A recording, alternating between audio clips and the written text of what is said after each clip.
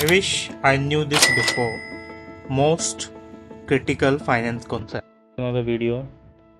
तो इस वीडियो में डिस्कस करने वाले हैं एंट्री क्वेश्चंस के बारे में। ये आपको हेल्पफुल रहेंगे इन्वेस्टमेंट बैंकिंग और स्टार्टअप्स के इंटरेस्ट क्रैक करने में। तो चलिए देखते हैं। तो रूल ऑफ थंब क्या होता है एसेस करने के लिए जब M&A डील को देखते हो आप, एसआईटी या डाइल्यूटिव क्या है। देखो, स्टॉक डील्स में क्या होता है, बायर एक हायर पी पे करता है सेलर को, और ये बेसिकली एसआईटी होता है क्योंकि बायर के पास लोअर पी था। अगर ये एसआईटी होगा, अगर उसने बेसिकली लोअर पी पे किया वहाँ पे, तो डाइल्यूटिव होती है। इनिशिएटिव लेवल पे आप अगर ज़्यादा पे कर रहे हो अर्निंग्स के लिए, जो मार्केट वैल्यू और खुद की अर्निंग्स के बेसिस पे काम करके, तो आप इसको डाइल्यूटिव बोल सकते हो। अगर आप लेस अर्निंग्स के बेसिस पे पे कर रहे हो मार्केट वैल्यू के हिसाब से, तो आप इसको एसआईटी बोल सकते हो। तो कंप्लीट इफेक्ट क्या है एक्विजिशन का, देखो, फोरगोन करता है इंटरेस्ट ऑन कैश को, एडिशनल इंटरेस्ट ऑन डेट है, आउटस्टैंडिंग्स आपकी कॉमन फाइनेंस स्टेटमेंट्स है। अब एक चीज़ देखो, जो स्ट्रेटजिकल एक्वायर्स आपका, वो टिपिकली पे करता है ज़्यादा कंपनी के लिए, प्राइवेट इक्विटी नहीं पे करता। तो इसमें क्या है, जो स्ट्रेटजिक एक्वायर्स रियलाइज करता है रेवेन्यू और कॉस्ट सिनर्जीज, और जो प्राइवेट इक्विटी फर्म है वो एनालाइज नहीं करती कंबाइन करने के लिए company with the complementary portfolio, और जो सिनर्जीज आपकी बूस्ट करती है इफेक्टिव वैल्यूएशन को। अभी सिनर्जीज क्या है और कैसे प्रोवाइड करते हैं एग्जांपल। सिनर्जी बेसिकली केसेस होते हैं, दो और दो पाँच कुछ सिनेरियोज है ना, वो चीज़ बेसिकली जो बायर्स आपको ज़्यादा वैल्यू मिलती है आउट ऑफ एक्विजिशन। और जनरली आप यहाँ क्या करते हो, जो फाइनेंशियल्स हैं वो प्रोडिक्ट करते हैं उसके बजाय आप रेवेन्यू सिनर्जीज क्या होती हैं, जो कंबाइंड कंपनी है वो क्रॉस सेल करेगी प्रोडक्ट नए कस्टमर्स को, और अप सेल करेगी नए प्रोडक्ट एग्जिस्टिंग कस्टमर्स को। लेट्स से मारुति और सुजुकी दोनों का मर्जर होता है, तो मारुति कस्टमर्स को ही बेचेंगे, सुजुकी कस्टमर्स को ही बेचेंगे। तो इस पे एक्सपेंड करते हैं न्यू जोग्राफिकल्स में as a result of deal. तो इसलिए सिनर्जीज होती है। वो सिनर्जीज क्या है, कंबाइन कर लेंगे दोनों ऑफ द रिसोर्सेज को, बिल्डिंग वगैरह मशीन वगैरह एक साथ ले ली, और वो वही यूज़ कर ली बिना चीज़ें, जो स्टाफ है उसको बेसिकली एक साथ यूज़ कर दिया, और जो एम्प्लॉयज़ हैं जो काम नहीं कर रहे थे उनको हटा दिया। तो ये बेसिकली कोस्ट सिनर्जीज आती, कॉस्ट कम हो जाएगी।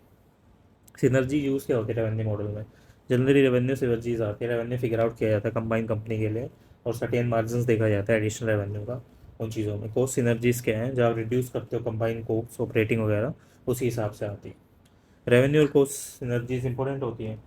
देखो, आपकी M&A में रेवेन्यू सिनर्जीज लेते हैं सीरियसली, बिकॉज वो हार्ड होती है प्रोडिक्ट करना, और जो कॉस्ट सिनर्जीज हैं आपकी बिट मोर सीरियसली उनको लिया जाता है, लेकिन स्ट्रेट फॉरवर्ड होती हैं चीज़ें करने के लिए। बिल्डिंग और लोकेशन आपकी कंसोलिडेट हो सकती है, लेकिन कितने रिडक्टेड एम्प्लॉयमेंट आपके एलिमिनेट किए गए, वो चीज़ यहाँ पे नहीं देखी जा सकती।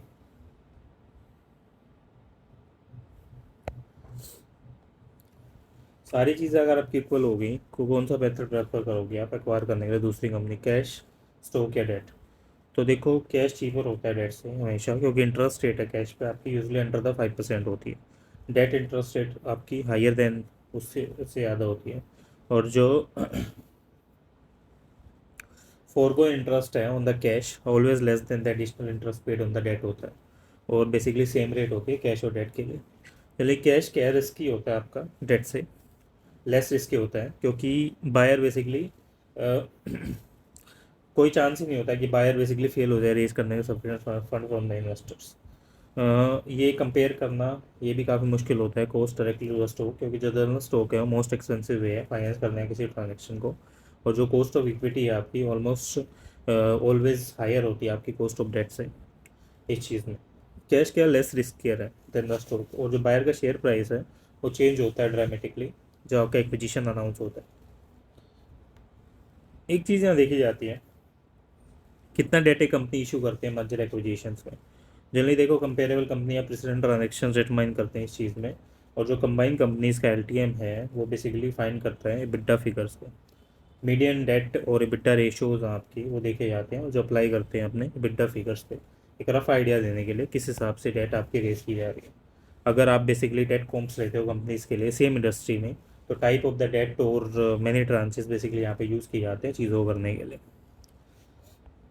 आप डिटरमाइन कैसे करते हो परचेज प्राइस क्या है टारगेट कंपनीज के लिए एक्विजिशन में।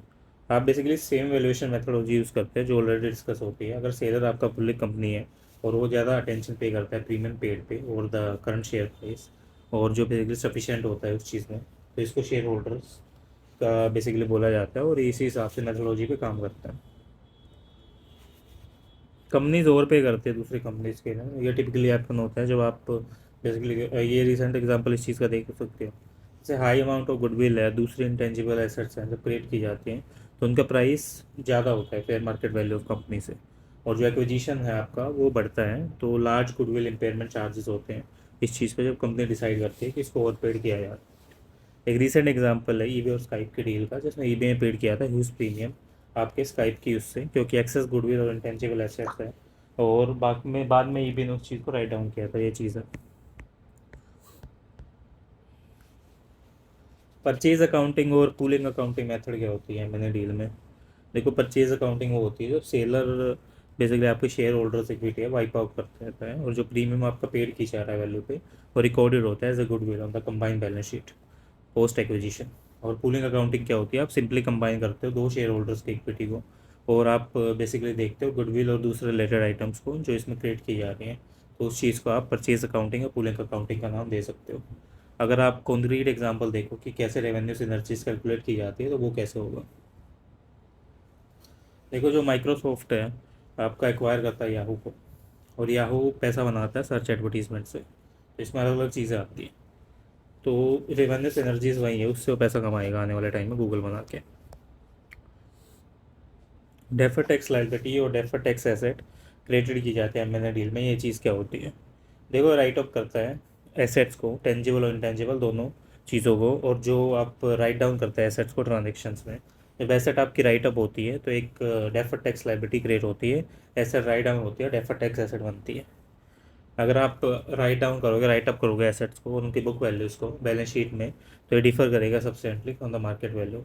एक एसेट जब राइट अप होता है वो क्रिएट करता है डेफर टैक्स लायबिलिटी, और आपको एक हायर डेप्रिसिएशन एक्सपेंसेस होता है नए एसेट्स पे। इसका मतलब कि आप सेव कर रहे हो टैक्सेस पे शॉर्ट टर्म में, और इवेंचुअली आपको पे बैक करना पड़ रहा है ज़्यादा उस केस में। और बेसिकली जो अपोजिट अप्लाई करता है एसेट्स के ऊपर जो राइट डाउन करते हैं डेफर टैक्स लायबिलिटी में, ये चीज़ यहाँ पे आती है। अब डीटीएल और डीटी इफेक्ट कैसे करता है बैलेंस शीट एडजस्टमेंट को।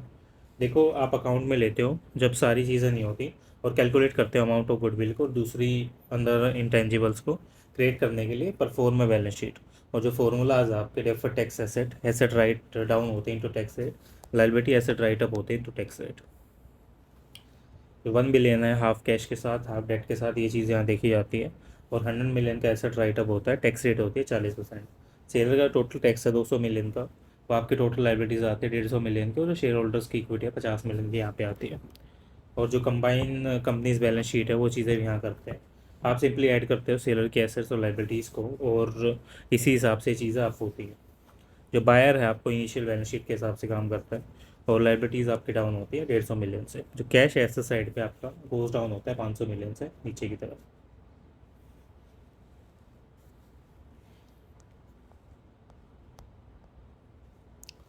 एक चीज़ बोली जाती है कि कंप्लीट फार्मूला क्या होगा, आप how to calculate the goodwill in M.